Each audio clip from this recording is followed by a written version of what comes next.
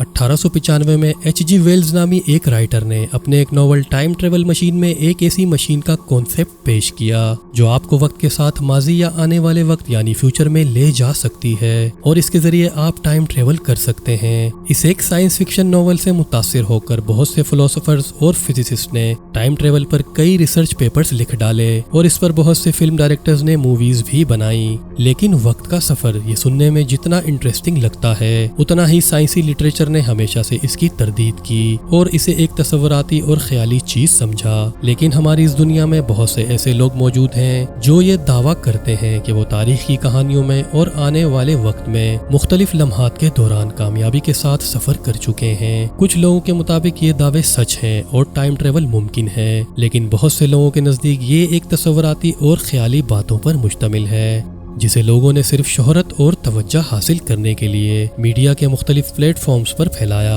आज इस वीडियो में हम टाइम ट्रेवल करने वाले एक ऐसे ही शख्स के बारे में जानेंगे जो टाइम ट्रेवल करने का दावेदार ठहराया गया, तो वीडियो को आखिर तक जरूर देखिएगा। सन 2006 में एक नौजवान को यूक्रेन के कैपिटल सिटी कीव की सड़कों पर घूमते हुए देखा गया जो आसपास चलने वाले लोगों से इंतहाई मुख्तलिफ और अजीब नजर आ रहा था। इस शख्स के कपड़े मौजूदा वक्त से बिल्कुल भी मेल नहीं खाते थे। उसके लिबास से ऐसा लग रहा था जैसे उसने कई दहाइयों पुराना आउट ऑफ फैशन लिबास पहना हुआ है। वो कीव की सड़कों पर ऐसे घूम रहा था जैसे वो किसी अजनबी दुनिया में आ गया हो। उसकी पर्सनालिटी तब अजीब और मशकूक हो गई थी जब लोगों ने उसके गले में कई सालों पुराना कैमरा लटकते हुए देखा जो बिल्कुल नया दिख रहा था और शायद फुली फंक्शनल था। इस नौजवान ने अपने इस कैमरे को मजबूती से पकड़ रखा था। शहर की मसरूफ सड़क पर जब लोग इस शख्स के पास से गुजर रहे थे तब वो बहुत उलझन और हैरानगी से उन्हें देख रहा था। तब उसी मसरूफ सड़क पर कुछ पुलिस ऑफिसर्स ने उसके लिबास की वजह से उसको नोटिस करना शुरू किया और उन्हें लगा कि ये शख्स कोई प्रैंक कर रहा है। लेकिन उसी वक्त ये नौजवान उन पुलिस वालों की तरफ बढ़ने लगा और उनके पास पहुंचकर किसी एड्रेस का पूछने लगा। पुलिस ऑफिसर्स इस शख्स की बात सुनकर उसे इंतहाई अजीब और मशकूक नजरों से देखने लगे क्योंकि जो पता उस शख्स ने पूछा था वो कई सालों से मौजूद ही नहीं था। उन पुलिस ऑफिसर्स को शक होता है और वो इसे इसका आइडेंटिटी कार्ड शो करने के लिए कहते हैं। वो अपने वॉलेट से अपना आइडेंटिटी कार्ड उन पुलिस ऑफिसर्स को देता है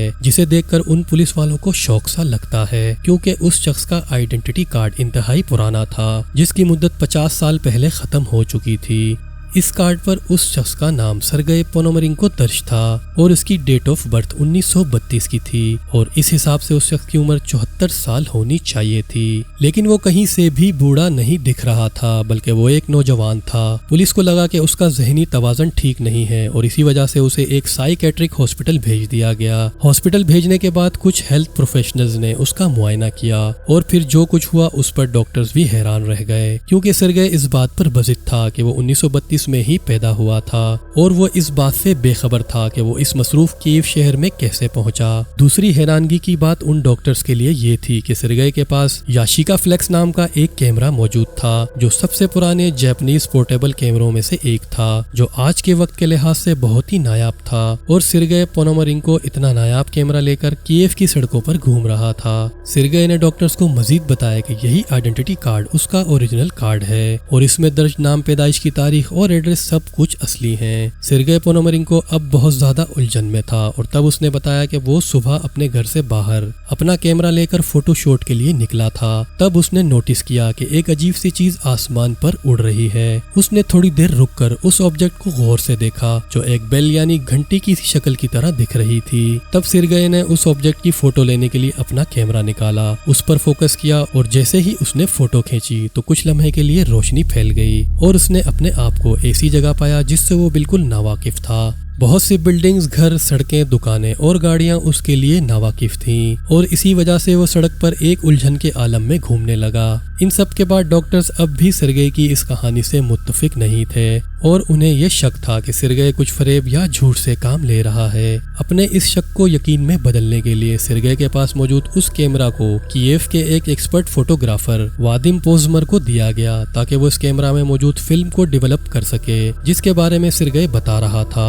کیمرہ لیا گیا، فلم نکالی گئی اور فوٹوز کو ڈیولپ کرنے کے بعد جو ہوا اس نے مزید سب کے لیے پریشانی پیدا کر دی تھی، کیونکہ اس کیمرہ میں موجود فلم کی قسم 1970 کے بعد سے تیار ہی نہیں ہوئی تھی اور 2006 میں بھی اس ٹائپ کی کیمرہ فلم اچھی حالت میں دستیاب تھی جو کئی دہائیوں پہلے تیار ہونا بند ہو گئی تھی۔ اس فلم کی حالت بہت اچھی تھی اور ڈیولپ کرنا بہت آسان تھا۔ تصویروں کی دستیابی کے بعد یہ بات ثابت ہو گئی تھی کہ یہ تصویریں 1958 میں کھینچی گئی تھیں۔ یہی نہیں بلکہ ان کئی تصویروں میں سرگئے انہی کپڑوں میں ملبوس تھا جو اس وقت ان کے سامنے پہنے بیٹھا تھا۔ ان تصویروں میں کچھ ایسی تصویریں بھی تھی جو کیف شہر کی 50 سال پرانی حالت کو ظاہر کر رہی تھیں، لیکن یہ مسٹری اب بھی یہاں ختم نہیں ہوئی۔ ان تصویروں میں موجود ایک ایسی تصویر بھی تھی جس میں بیک گراؤنڈ میں کچھ عجیب سا آبجیکٹ دکھائی دے رہا تھا جس کے بارے میں سرگئے نے بتایا تھا۔ یہ بیل کی طرح کی شکل کی گول سی چیز تھی جو آسمان پر تیر رہی تھی۔ ان سب کے بعد شام کے وقت سرگئے کو ایک ہولڈنگ روم میں لے جایا گیا اور اسے اندر بند کر دیا گیا۔ اس ہولڈنگ روم میں سرگئے پونومارینکو کو مکمل طور پر سیل کر دیا گیا اور کھڑکیوں کے باہر سلاخیں لگا دی گئیں تاکہ وہ کھڑکی سے چھلانگ لگا کر فرار نہ ہو جائے۔ ان سب کے بعد ڈاکٹرز نے صبح مزید انویسٹیگیشن اور مناسب ٹریٹمنٹ کے لیے سرگئے پونومارینکو کو اس روم سے نکال کر ایڈمٹ کرنا تھا، لیکن اگلی صبح کچھ ایسا ہوا کہ سب کے پیروں تلے زمین نکل گئی۔ بظاہر اس روم سے فرار ہونا ناممکن تھا، لیکن سرگئے اس روم میں نہیں تھا، وہ کہیں غائب ہو چکا تھا، کہاں یہ کسی کو نہیں پتا۔ اس نے اپنے پیچھے کچھ تصویروں کے سوا کوئی ثبوت نہیں چھوڑا تھا۔ کچھ عرصہ پہلے کوریا سے تعلق رکھنے والے یوٹیوبر جان ہنسل نے اس ٹائم ٹریولر سرگئے پونومارینکو کی کہانی سنا کر کئی لوگوں کو قائل کرنے کی کوشش کی تھی، لیکن خود ہنسل کے مطابق اس کہانی کو پہلی بار ایک یوکرینین ٹی وی نے نشر کیا تھا اور وہ بھی اسے 100% سچ نہیں مان سکتے۔ یہ ایک دھوکہ اور جھوٹی کہانی بھی ہو سکتی ہے کیونکہ اب بھی اس میں بہت سی معلومات کا ڈیٹا مسنگ ہے۔ یہ ٹائم ٹریول اسٹوری مصنوعی بھی ہو سکتی ہے اور اس کو ٹائم ٹریول کا کوئی ثبوت نہیں مانا جا سکتا۔ آپ کی اس بارے میں کیا رائے ہے؟ اور اگر آپ مزید اسی طرح کی ٹائم ٹریول اسٹوریز دیکھنا پسند کرتے ہیں تو کمنٹس میں ضرور بتائیے گا۔ ویڈیو کو لائک اور شیئر کرنا مت بھولیے گا اور چینل کو سبسکرائب بھی کر دینا۔ اپنا بہت زیادہ خیال رکھیے گا۔ اللہ حافظ۔